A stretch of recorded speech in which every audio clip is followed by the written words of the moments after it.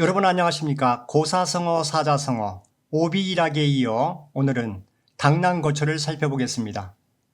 지금 거대한 수레 앞에 작은 사마귀가 두 발을 들고 저항하고 있습니다. 당랑거철입니다. 한자를 보면 사마귀당, 그리고 사마귀랑, 그리고 막을 거, 바퀴자국철이 쓰이고 있습니다. 당랑거철. 다시 한번 보겠습니다. 사마귀당, 사마귀랑, 막을 거, 바퀴자국철, 당랑거철은 사마귀가 수레를 막는다. 즉 자기 역량은 생각하지 않고 강한 상대나 안 될 일에 덤벼드는 무모한 행동을 당랑거철이라고 합니다. 장자에 나오는 당랑당거철에서 당랑거철로 바뀌었습니다. 이때 두 군데 다 수레거가 쓰이고 있습니다. 당랑거철은 사마귀와 수레바퀴를 단순하게 가리키는 말입니다. 오늘날 수레거가 막을 거로 바뀌면서 당랑거철, 즉 사마귀가 수레를 막는다로 바뀐 것입니다. 참고하시면 좋겠습니다. 그리고 중국과 대만에서는 당랑거철을 당비당거 또는 당비당차로 쓰이고 있다고 합니다. 한자를 보면 사마귀 당자와 그리고 팔비자와 마땅당 그리고 수레거가 쓰이고 있습니다. 이 말은 사마귀의 팔뚝이 수레를 당하다, 즉 용감무쌍함을 말하는 것입니다.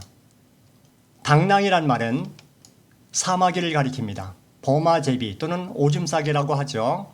그리고 당랑이란 말, 여기에서 당랑권법이 생겼습니다.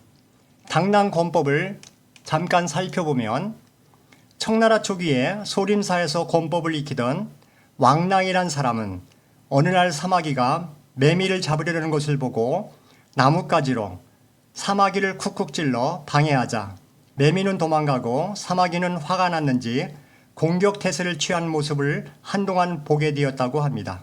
사마귀 발을 살펴보니 왼발 오른발을 바꿔가며 공격하는 모습이 신기해서 사마귀를 소림사로 가지고 가서 한동안 세밀한 움직임을 관찰하게 되었다고 합니다.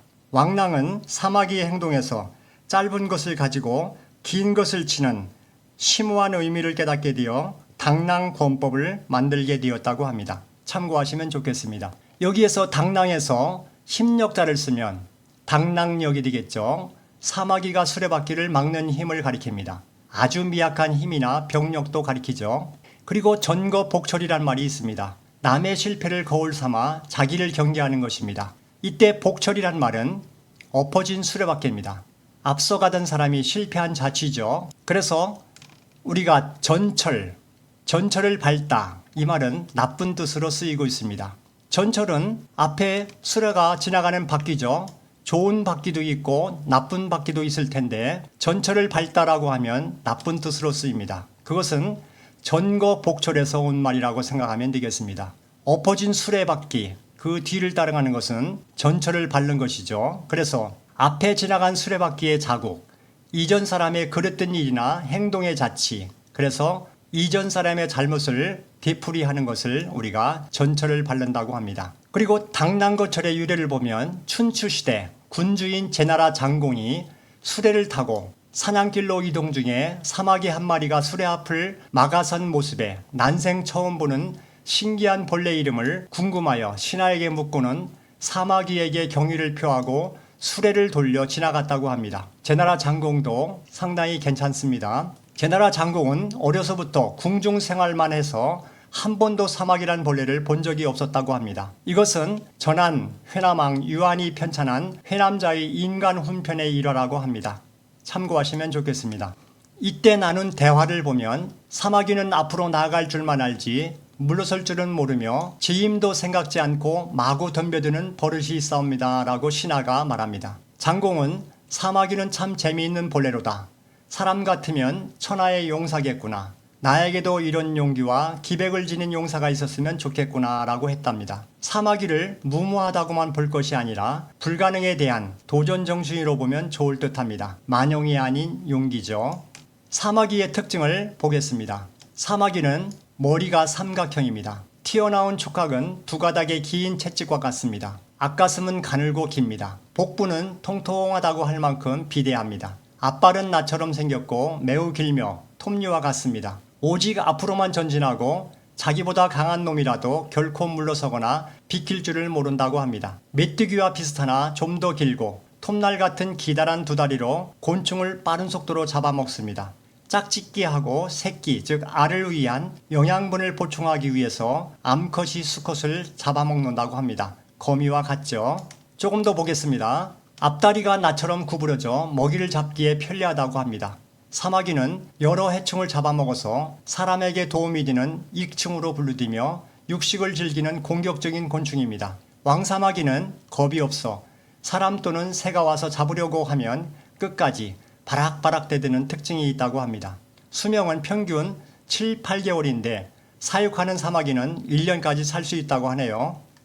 큰 상대를 보면 날개를 펴서 몸을 크게 보여 위협한다고 합니다.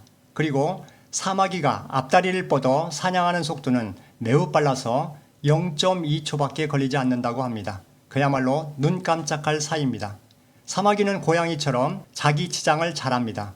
틈만 나면 입으로 다리와 발을 손질한다고 하네요. 참고하시면 좋겠습니다. 그러면 당낭거철과 유사한 표현을 보겠습니다.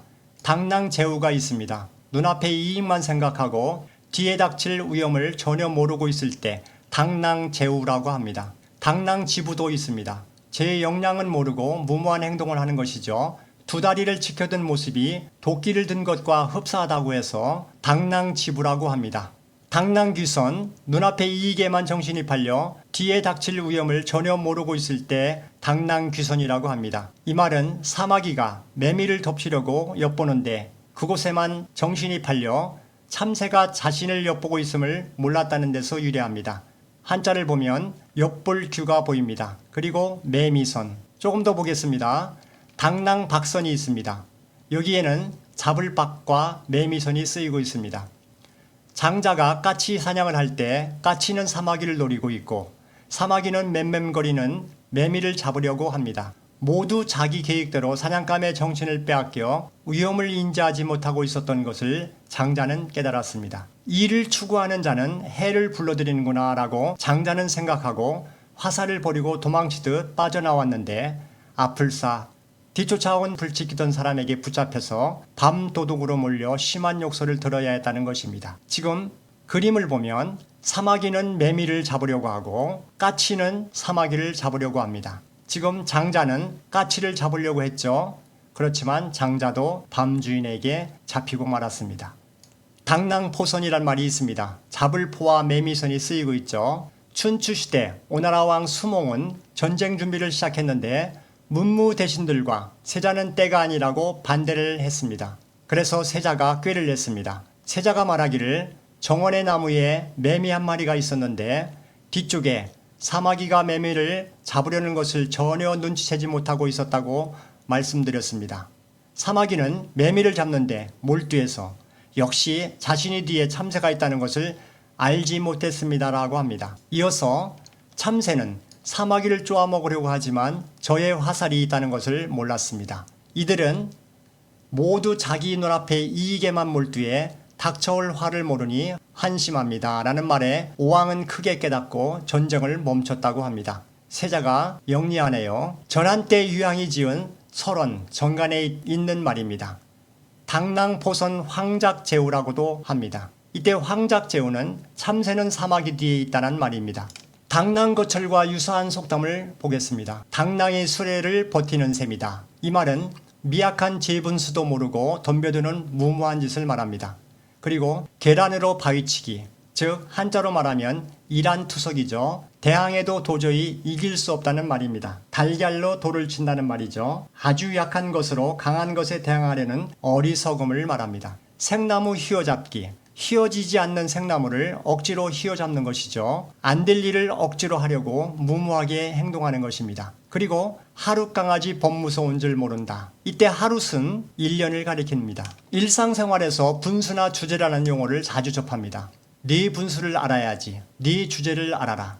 꼴값을 떤다. 너 자신을 알라. 소크라테스 말이죠. 사마귀는 둔하고 약해서 빠르게 도망가기가 어렵다고 합니다. 그래서 도망 대신에 차라리 맞서 싸우는 것이 아닐까요? 어찌 보면 무모하게 보이지만 사마귀는 생명을 지키기 위해서 최선을 다하는 것입니다. 무모하게 보이기는 하지만 사마귀는 정말 용맹하고 씩씩한 곤충인 것 같습니다. 문선에는 다음과 같은 기록이 있습니다. 당난거철은 삼국시대로 접어들기 직전 진림이란 사람이 유비등 군웅에게 띄운 경문에 있습니다. 이때 문선이라는 것은 중국 양나라의 소명태자 소통이 시문을 모아 엮은 책이라고 합니다. 조조는 이미 덕을 잃은 만큼 의지할 인물이 못 됩니다. 그러니 모두 원소와 더불어 천하의 대의를 도모함이 마땅할 것입니다. 지금 열악한 조조의 군사는 마치 사마귀가 제 분수도 모르고 앞발을 휘두르며 거대한 수레바퀴를 막으려는 당난거철과 조금도 다를 바 없습니다. 라는 기록이